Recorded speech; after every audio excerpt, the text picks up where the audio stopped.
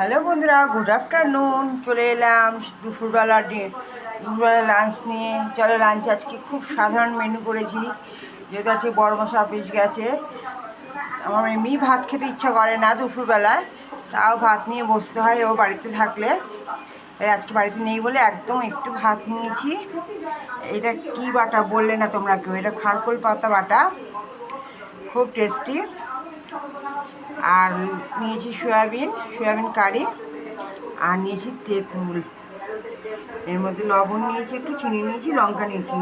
এটা এখন মাখবো। আজকে চাটনি ফাটনি করিনি, এই তেঁতুল দিয়ে এই সব দিয়ে মেখে খাবো।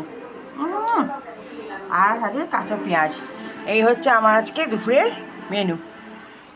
কার কার ভালো লাগে খারকোল পাতা বাটা খেতে অবশ্যই কমেন্টস করে জানিও।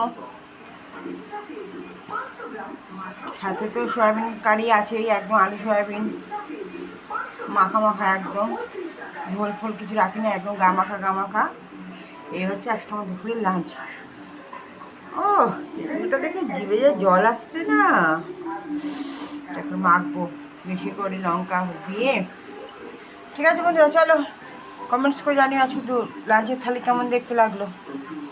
যদি দেখতে তোমাদের ভালো লাগে অবশ্যই একটা লাইক করে দিও। ভালো থেকো, সুস্থ থেকো, সাবধানে থেকো। দেখা হবে নতুন একটি ব্লগে। টাটা।